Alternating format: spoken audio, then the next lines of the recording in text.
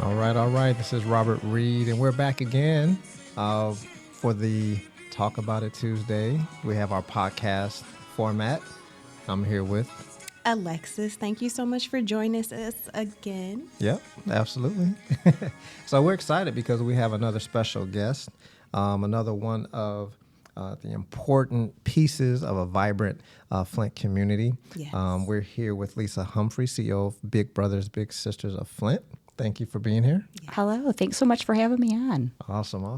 Thank you for making the time. I know that you're very, very busy serving families and doing a lot of great work.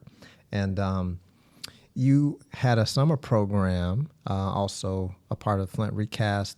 One of the many grants went out to support your organization that you were doing with Motherly Intercession. So I just want to give you space to open up, talk about the wonderful work you do, and talk about this summer.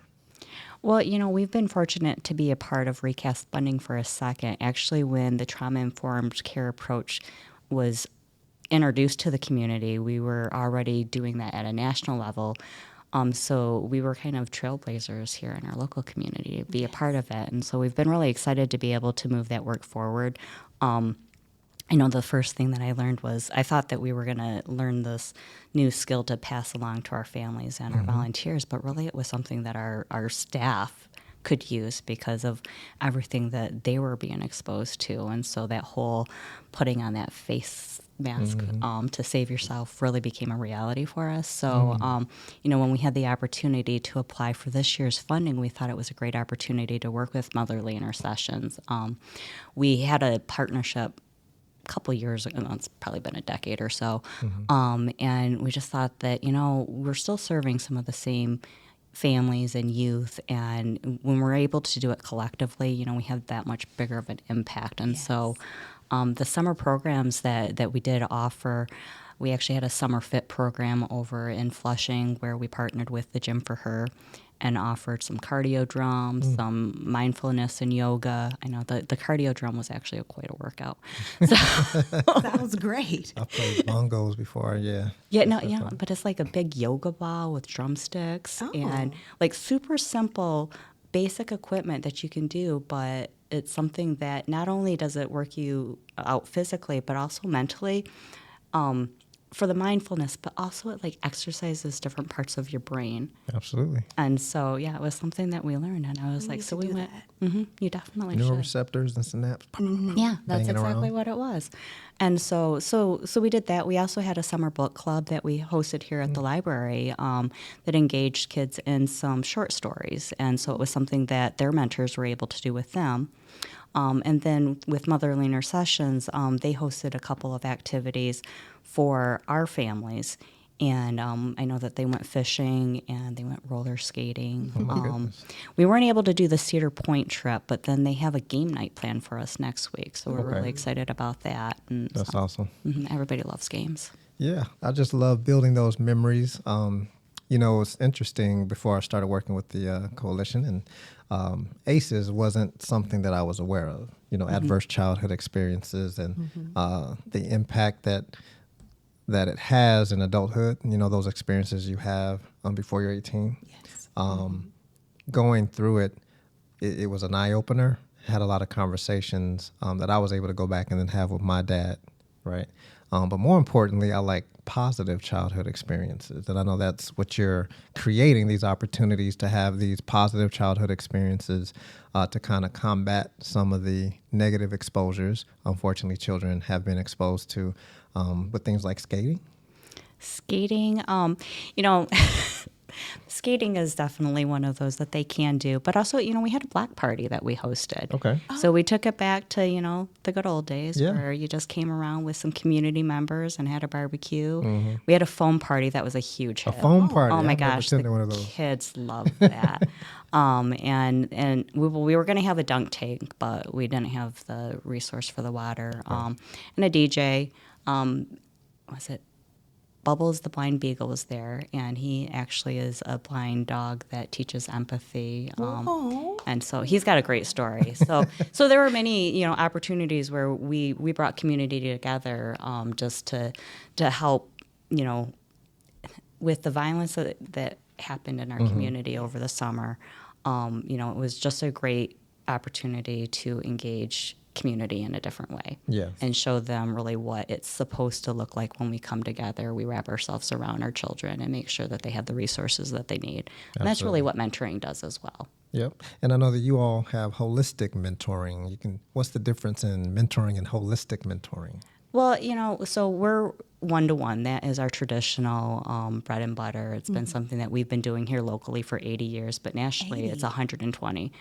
Yeah, so 120 yes, we've been around for a second. Wow. And so, when we enroll a child, we know that there's just some individual things that are going on in their life. And so making sure that we take that assessment, we create individual outcome plans for them, and then we share that with their mentors. And so one of the things that we've incorporated into this funding is that mental health outcome. So each child has at least one, goal that they're trying to achieve when it comes to creating some mental health strategies. And then the volunteer or their mentor is there to help support that. And it's something that we share with the parent as well. So everybody knows that this is where we're headed. This is what we're trying to make sure that the child is able to achieve through the relationship, but then also making sure that we're putting those strategies in place to support the mentor so that they can actually do it. Yeah. So it's very intentional fun that you all are having. Intentional, absolutely. But you have to put the fun in there. I always say that it's like, throwing the vegetables in. So the kids may not realize that you're trying to put some of those other things in, but as long as you incorporate fun, then they're all about it. And so that's why we had the phone. Yeah, I focus a lot on creating memories because I know that my children, I have 4, they're not going to remember the toys and the things that I give them, but they'll definitely remember, that summer where we went fishing or, we went swimming or skating or whatever. As a matter of fact, this summer, my son just turned 9 years old, and I took him to a drone show. Oh. And it was a spectacular drone show. And when I looked at him, he had a tear in his eye. And I was like, he's like, that was amazing. So those are those special moments, that last a lifetime. Absolutely. I just had a big brother come up to me with his little brother, and he was like, you know what, Big Brothers Big Sisters is the best thing. And I am so glad that I'm a part of the program and that this is something that should be around forever. And he's only, I think, 11 years old, if that. So, it was so sweet that he even saw just the impact. But he's got a great relationship with his big brother, too. He actually started golf with him. We had somebody donate some old golf clubs, and this child has lots of energy. And the volunteer was like, this is like the one thing that he can stay focused in on, and he totally enjoys it. And so we actually, I referred him to the First Tee program. I said, this is a really great program that teaches sportsmanship as well. And so he got him enrolled over the summer. And so this is something that they're doing, but they're, shooting that ball around and having a really good time. But again, it's just that investment, and the volunteer really sees the impact that he's having on the young man. But for him to give us that feedback, does show that the work that we do is, even at a young age, you can see. Yeah. Those one-on-one relationships are so important, even though it's sometimes like you could reach a lot more people in a setting. They might hear you, but are they actually retaining anything that you're saying? And I always think if I can reach at least one person, then I'm doing something Absolutely. well. But when you're intentional about just getting to know one child and finding out their likes or dislikes and their strengths and all of these other things, and actually being able to completely pour into them, you really make such a difference in the trajectory of their lives, I must say. So No, absolutely. I think that that's the impact of mentorship. It's taking two people whose paths probably would have never crossed, and then the relationship that they build. And so many times, you go into it thinking you're going to change the child's life, but our volunteers share with us so frequently how their life has been impacted. They've been taught so many things, and before we went on, just sometimes they're exposed to a different reality. Yeah. And so being able to understand that, maybe they're coming from a point of privilege.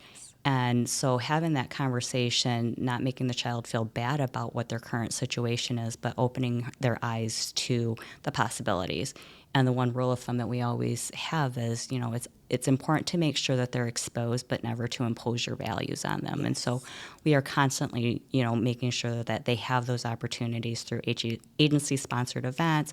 That's where the partnership with Motherly Intercessions really also played a factor. But working with, a population that's been impacted by parental incarceration is definitely another, just takes it to the next level because that need is that much higher. They've got just that need for that connection. Yeah, that adult. And so having somebody else pour into them and letting them know that somebody cares about them in the community is so important. And the one story that I was going to share is that we have a volunteer who, when his little brother shared with him that he asked him if he'd ever been to jail, and his big brother was like, no. And he was shocked by that because every male in his life has had some kind of involvement with the justice system. And so him to be able to have that conversation and let him, recognize that doesn't have to be his path for the future. And actually, his big brother said that I want him to know that his path should be as large as the President of the United States. Like, he should be able to visualize that. And so, that's what I want him to be able to dream big for. And so it was interesting and also just sad to know that some of our kids, that's all they know is that, hey, this is my next path, that, I'm probably going to jail. And so, again, those mentoring relationships really just help give them, a new lens on life. Yeah, I really like that you brought that out, though. Kids only can dream as big as they're told that they can. So Absolutely. Growing up, to a certain extent, I did think I could be anything. I'm like, I'm going to be the president of the United States. That's always what I said to anyone who would ask me. But the older I got, everyone's like, you can't do that. That's not a realistic dream. Like, that's never going to happen. And it kind of just crushed that for me. I'm like, oh, well, I guess I can't do that. I guess I am limited to my circumstances. But I can only imagine if, that was something that was encouraged throughout childhood, how much closer I would probably actually be to being the president. So I just really it's important to broaden their view and let them know, you really can make anything of your life, no matter what you're seeing right now. So yeah, and I'm just reminded of a conversation I had when I was actually talking to a very popular comedian in Detroit, and I'm not going to say their name, but they told me, hey, you should come speak to the students, but you can't come in dressed like that. And at the time I was wearing a suit, and I was like, what do you mean? She's like, well, they're not gonna receive you. You're too different from what they're used to. And coming from where I came from, I'm like, but that's why I need to be there. They just need to see something different. Absolutely. And that exposure can make an impact for a lifetime. Yeah, no, absolutely. We know that there's different ways, and it doesn't have to be all educational. It doesn't have to be anything that's around a specific topic. It's really the time. So, that hour a month, or I'm sorry, it's not an hour a month. It's an hour every 2 weeks. So really, but it's only 52 hours a year that we're asking our volunteers to serve. But it's a huge investment and impact in that child. And so, and it really does help change that trajectory. So definitely, I've seen so many young people grow up. I just had a phone call from a former little brother, and he was so excited because he just got his license to get a food truck. And, that was always his dream, was to be a chef and to have a food truck and to have a business and everything. And so he was he called me. He's like, I just want you to know that it finally happened, and I'm super excited about it. And, it's those little things that make it all worthwhile. That's awesome. And I know that, with the work you were doing, with the summer and the mini grant, specifically the goal that you guys were addressing was, the development and youth engagement, right? Evidence-based. And you're coming with a lot of evidence-based stuff that it's intentional activities, Absolutely. intentional fun, intentional exposure, because it really is just one person who can just validate something that you thought maybe is possible for you. Everybody else around you may be like, no.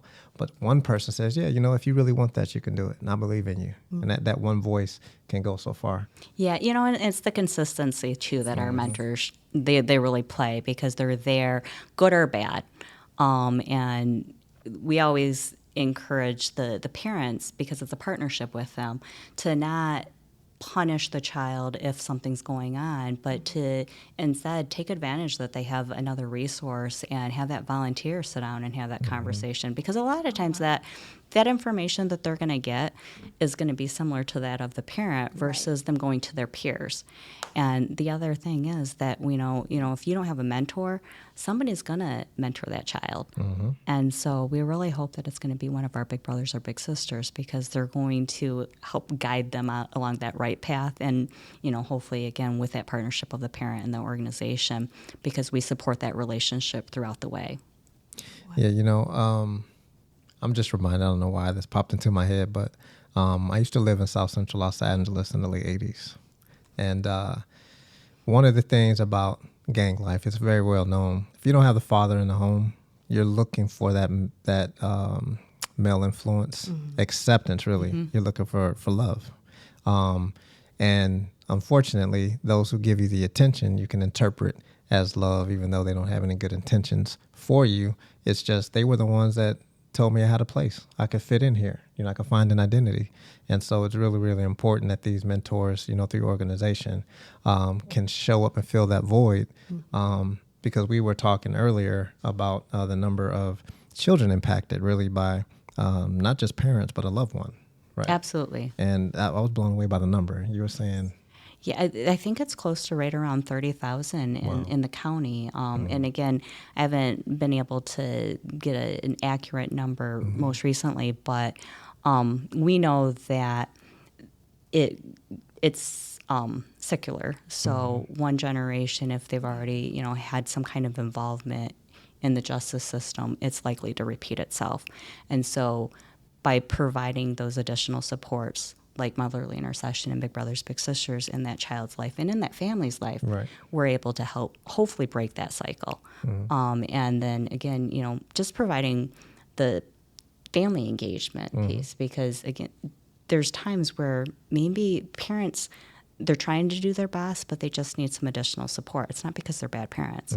It's because they truly just need somebody to, help them a little bit or have the activity, and they'll show up. But who has time to plan? I don't have time to plan an activity. Build it and they will come. Right. Absolutely. So we're so appreciative, Lisa, of the work that you all are doing. Is there anything that you want those listening to know, how they can support, maybe how they can be a big brother, big sister, or, So absolutely. There's 1 in 3 youth nationally who's going to grow up that needs a mentor without one. And in Flint and Genesee County, it's more like 1 in 2. And so, again, I said that it's only 52 hours a year, and it's doing some very simple things, watching a ball game, going to the park, baking some cookies. You don't have to really change your life in order to change a child's life. You can give us a call at 810-235-72, no, that's my number, 810-235-0617, or visit our website at bbbsflint.org. And again, with the partnership with Motherly Intercession, you have an opportunity to work with a child that's been impacted by parental incarceration. And so they offer some of those family services, but then we're offering that mentorship. So you can also contact their office as well. Thank you. Awesome. I'm sure you'll be receiving a lot of phone calls here soon. And I know we're wrapping it up, but I just really appreciated what you just said, which is you don't have to change your life to change a child. So anybody listening, we definitely need more big brothers and sisters in our community. So just let a kid tag along with you one day. Absolutely. Thank you so much, Lisa. Thank you. Thank you.